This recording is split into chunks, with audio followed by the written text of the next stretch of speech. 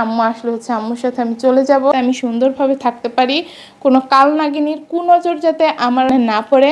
ও হচ্ছে নিজের মুখে স্বীকার করছে বাধ্য করে জামাই যাতে ওরে নিয়ে ঘরে বসে থাকে। তোর যদি সাহস থাকে ফেস টু ফেস হয়ে ওইসব কথাগুলো বলিস, তারপরে তোর ধুলাইটা কেমনে দেয় সেটাও দেখিস। আমার মার সাথে ইয়া তুই লাগিস। হুট করেই বলতেছে আসতেছে, আমার আয়সা নাকি নিয়ে যাবে, আমি যাতে সব কিছু রেডি করে রাখি, আসবে আর আমার নিয়ে চলে যাবে।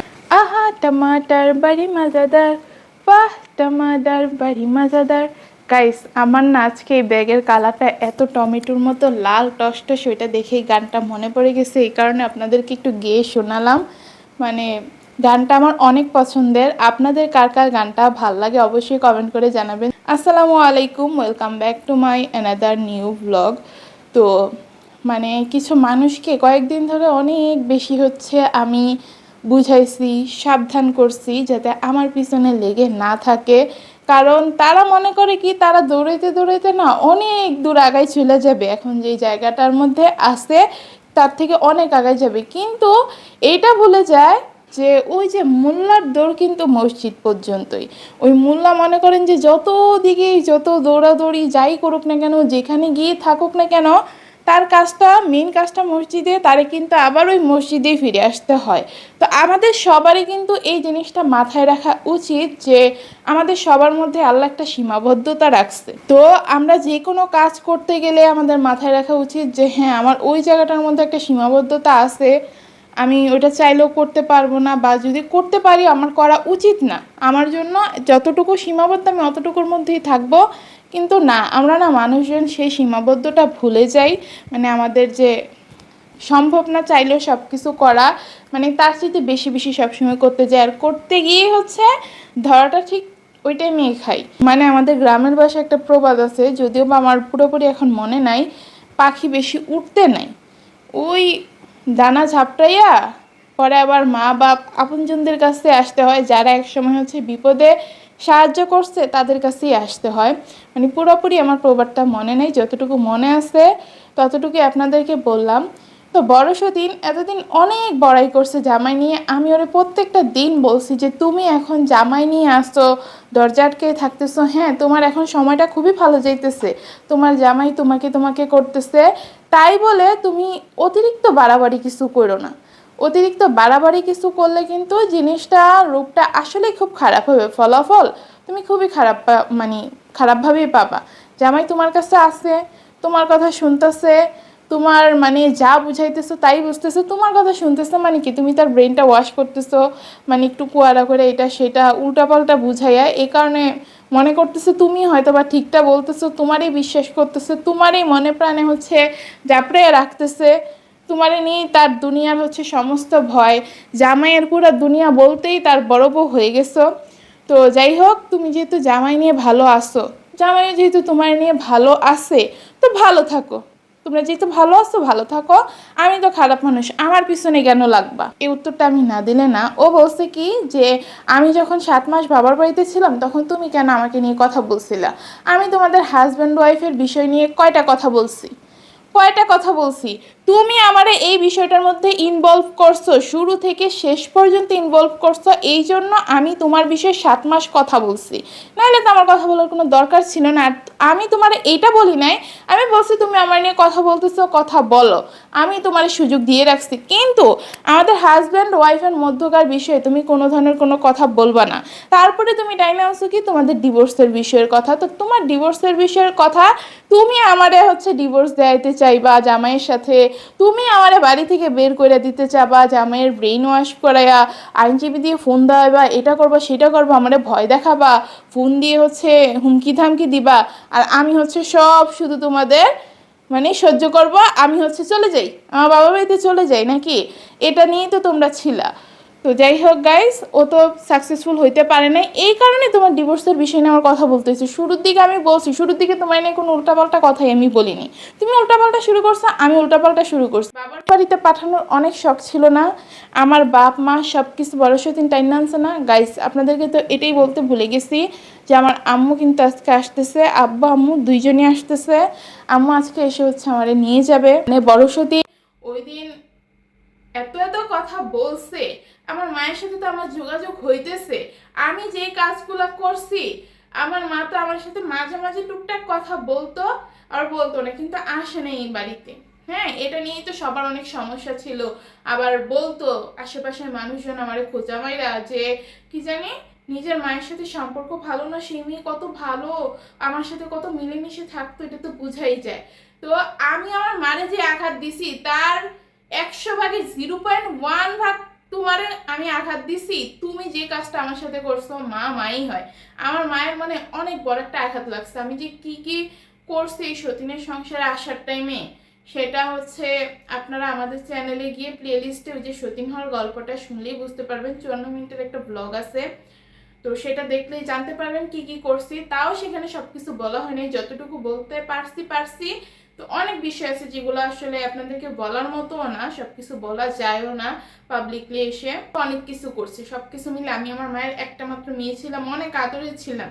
আমার মা নিজে কোনো একটা জিনিস না নিয়ে আমার আগে দিত, যে আমার মেয়ে পড়লেই আমার পড়া হবে, আমার মেয়ে হাসি খুশি থাকলে আমার হাসি, আমি খুশি, এরকম আমার মা ছিল। আমার জন্য অনেক টান ছিল। আর আমি তো সারাদিন মনে করেন যে মায়ের আঁচল ধরে মানে বসে থাকতাম। যে দেখতো সেই বলতো যে আমি শুধু দেখতেই বড় হয়েছি, কিন্তু মন থেকে আমি বড় হইনি। সারাদিন শুধু আমার পিছনে পিছনে হাঁটতাম। বড় হয়ে যাওয়ার পরেও মানুষজন তো ছোট থাকতে পারে, আমি বড় হয়ে যাওয়ার পরে এমন করছি। তো সেই একটা মেয়ে যদি মায়ের কোলটা ছাইরা মায়ের মনে এত বড় আঘাত দিয়া চলে আসে, সে মাটা কি পরিমাণের কষ্ট পাইছে। তার উপর তো যোগাযোগ বন্ধ ছিল, সবকিছু মিলে আমার মার মনের মধ্যে একটু বেশি অভিমান জমছিল। তো সেই অভিমানটা ভেঙেও গেছে। এখন আমার বাবা মা কেন আমার সাথে যোগাযোগ করে, এটা নিয়েও বড় সতীনের বিশাল বিশাল সমস্যা। তো তোমার সমস্যা দিয়ে ভাই আমার তো কিছু যায় আসে না। তুমি তো অনেক চেষ্টা করছো সবার সাথে আমার সম্পর্ক সব খারাপ কইরা, মানে আমার কোনো দিকে কুল কিনারা থাকবে না, আমি শুধু ওর পাঠিবো, ওর চাকরানি হয়ে আমি থাকবো, কারণ আমি তো কোনো দিকে যাইতে পারবো না। আমারে হচ্ছে বড় সতীন কষ্টে রাখলেও বড় সতীনের কাছে থাকতে হবে, আর ভালো রাখলে তো কথাই নেই। তো বড় সতীন এরকম ভাবছিল আর কি, সবার সাথে সম্পর্ক আমার খারাপ হয়ে গেলে বড় সতীনের চাকরানি হয়ে আমি বাড়িতে থাকবো, ও আমার যেমনে মন চায় সেমনে হচ্ছে গাধার মতো খাটাবে। তো সেটা তো হয় নাই, মা তো সন্তানটা ফালাই দিতে পারেনি। তো আমার মা তো আজকে আসতেছে, আর যেসব কথাগুলা তুই বলছস আমার মায়ের নামে, আমার মা এটা করতেছে ওইটা করতেছে, এই কারণে নাকি এখন যোগাযোগ করতেছে, আমার মার সামনে গিয়া তোর যদি সাহস থাকে ফেস টু ফেস হয়ে ওইসব কথাগুলো বলিস। ভাবছিলি তো আমার মা আসবে না, আমার মায়ের সাথে তো আমার ঠিক মতো কথা হয় না, আমার মা নিয়ে যা মন চায় তা বল, সমস্যা কি? এখন তুই ফেস টু ফেস হইস, বলছিস যে হইস, মানে কোনো সব কথা আজগুবি কথা, কোনো একটা কথা আজ পর্যন্ত প্রমাণ দেখাইতে পারছে। কিন্তু আমি ওর বিষয়ে যেটা বলছি সেটা আপনাদেরকে হাতে নাতে প্রমাণ ধরাই দিছি, যে ও এটা এটা করছে, এটা এভাবে করছে, মানে ওইভাবে করছে, ও এটা বলছে, মানে আমার সব জিনিসের প্রমাণ আছে, বাস্তব প্রমাণ আছে। আর ওর কথা হচ্ছে সব আজগুবি। তো আমার আম্মু আসতেছে গাইস, আইসা আমারে নিয়ে যাবে। আর জামাইয়ের একটা কথা, তো গাইস আমি যেই কথায় ছিলাম, জামাই আপনি যে এতদিন ওই যে একজনের কথা শুনে সংসারে এত অশান্তি করলেন, আমার সাথে আপনার সম্পর্কটা খারাপ, আর আম্মুর সাথে তো ধরতে গেলে আপনার সম্পর্ক পুরাই নষ্ট হয়ে গেছে। আম্মু যে কি পরিমাণের কষ্ট পাইছে আপনার আচরণগুলোতে, সেটা আপনারা বইলা বোঝানোর মতো না। আপনার এই জিনিসগুলো আগেই চিন্তা করা উচিত ছিল, যে মানে এখন আপনার চিন্তা করা দরকার। আপনি এখনো হয়তো বা বুঝেন নাই, বুঝলে সব কিছু ঠিকঠাক করে নিতেন। মানে আপনার উচিত ছিল জিনিসগুলো চিন্তা ভাবনা করা, যে ওরা কেন এত আমার সাথে রাগ দেখাইতেছে, বড় বড়োর সাথে কেন এত রাগ, মানে কি কারণে কি করতেছে, আমি একটু ওদেরকে বুঝার চেষ্টা করি। আমি যে কেন এত রাগ দেখাই আপনার সাথে, কেন এত অভিমান করি, সেটা আপনার বোঝা উচিত ছিল। তারপরে আরেকটা কথা বলেন যে বড় সতীনের কাছে গেছে আমার ঘৃণা লাগে, ওই কারণে আমি এই কথা বলছি দেখে নাকি আপনি আমার কাছে আসেন না। তো কথাটা কেন বলছি সেটা আপনার বোঝা উচিত ছিল। বা আয়শা যাই হোক, আমার রাগটা আপনার ভাঙানো উচিত ছিল। গাইস আমাদের মধ্যে না, মানে আপনার ভাইয়ের সাথে আমার সম্পর্কটা না এমন যে, মানে আমি রাগ হয়েছি সে আয়শা হচ্ছে আমার ভালোবাসা দেখাবে, আমার রাগ ভাঙাবে, এমন নাই। আবার আমি একটু চাপা স্বভাবের, ওই যে সে আগে আমার সাথে করছে, আমি রাগ দেখাইছি, সে আমার রাগ ভাঙে নাই, আমি ওই রাগ ধরে বসে থেকে মনে করেন যে কেউই আর কারোর রাগ ভাঙায় না, দুইজনই দুই প্রান্তে হচ্ছে রাগ করে বসে থাকে। আসে না যে মানে একটু রাগারাগির সময় যে একজন আরেকজনের মানে রাগ ভাঙাইলাম, জামাই আমার রাগ ভাঙাইলো, আবার পরে যখন জামাই রাগ করে বসে থাকলো আমি তখন রাগ ভাঙালাম, তারপর আমার ভালোবাসাটা প্রকাশ করলাম। তো এই জিনিসটা না আমাদের মধ্যে হয় নাই। তো কেন হয় নাই সেটা আপনারা খুব ভালোভাবেই জানেন। তো যাই হোক, এখন আল্লাহর কাছে শুধু এতটুকুই শুকরিয়া আদায় করি যে জামাইয়ের মাথার মধ্যে আস্তে আস্তে হুঁশটা হচ্ছে আসতেছে যে না, আমার সাথে যেটা করতেছে সেটা আসলে সে ঠিক করে নাই, তার উচিত আমার দায়িত্বগুলো পূরণ করা। এই যে আম্মু আমার এত ভালোবাসে, আপনার উপরে দায়িত্বটা ছেড়ে দিয়ে আমার শাশুড়ি একদম 100% নিশ্চিত ছিল যে আমার ছেলের উপরে যেহেতু দায়িত্ব দিছি, আমার ছেলে ঠিকই আমার ছোটো বৌমার দায়িত্ব হচ্ছে নিবে, সম্পূর্ণভাবেই নিবে। কারণ আপনি তার ছেলে, সে আপনারা খুব ভালোভাবেই চিনে আপনি কি করতে পারেন না করতে পারেন।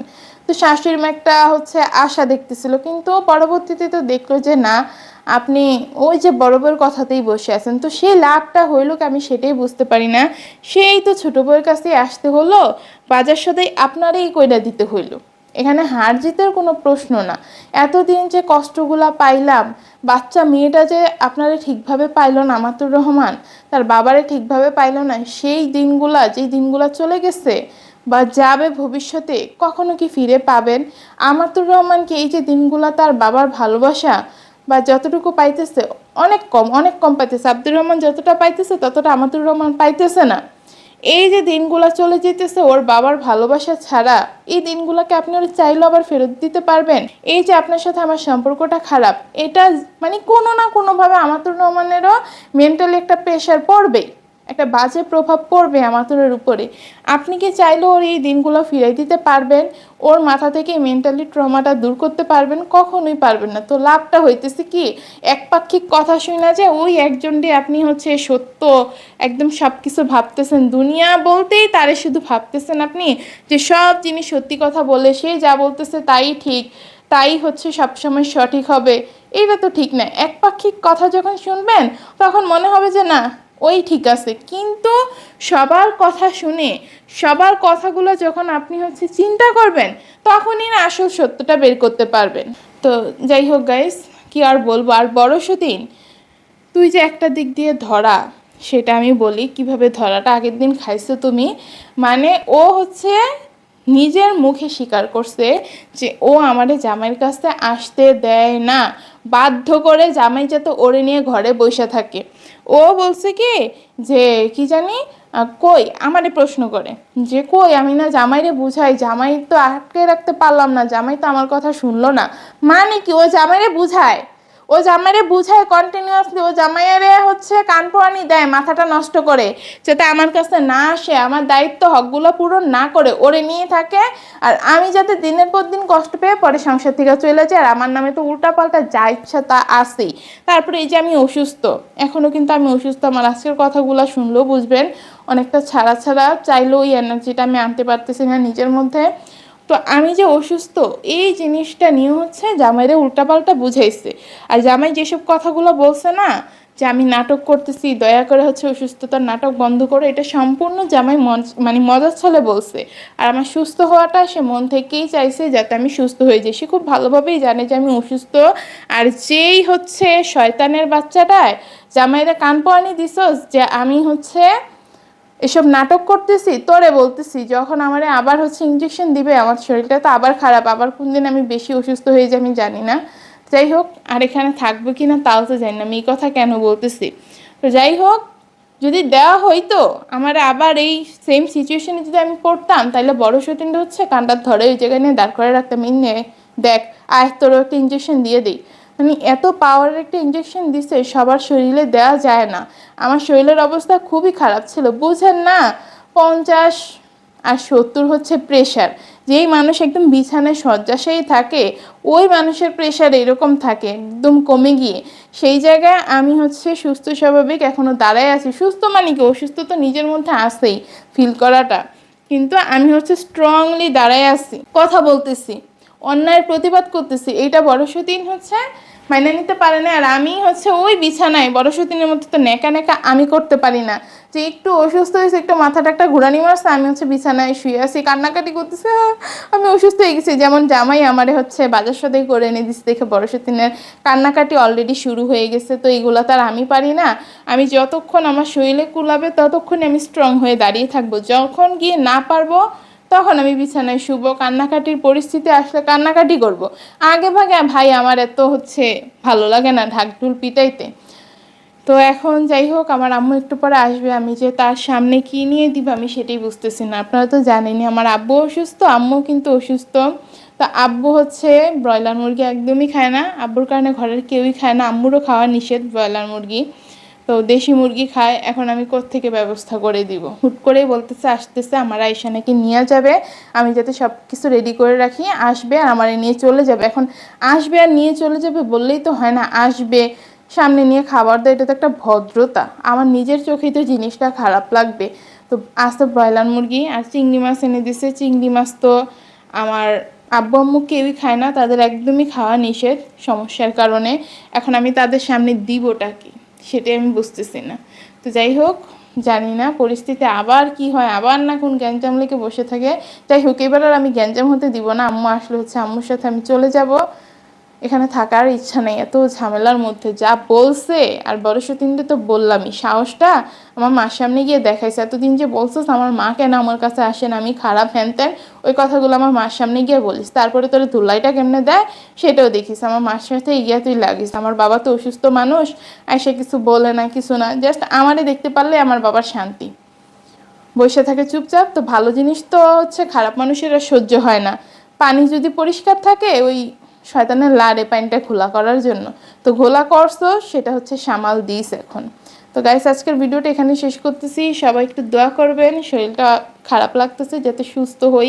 এসব অসুস্থ অসুস্থ না আর ভাল লাগতেছে না। মাত্র মানে আমার বয়সটা কত, এই বয়সে এত রোগ থাকলে ভাল লাগে বলেন তো? সারাদিন এভাবে ক্লান্ত ক্লান্ত একটা ভাব, কাজ করতে ভাল লাগে না, মানে পাই না, শরীরে ওই এনার্জিটা না পাই না।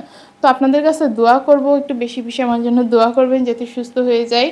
আর জামাইয়ের যে আমার প্রতি ভালোবাসাটা প্রকাশ পাইতেছে পুরোপুরি যাতে প্রকাশ পায়, জামাই নিয়ে যাতে আমি সুন্দরভাবে থাকতে পারি, কোনো কাল নাগিনীর কুনজর যাতে আমার আর আমার জামাইয়ের ভালোবাসার মাঝখানে না পড়ে, অবশ্যই দোয়া করবেন।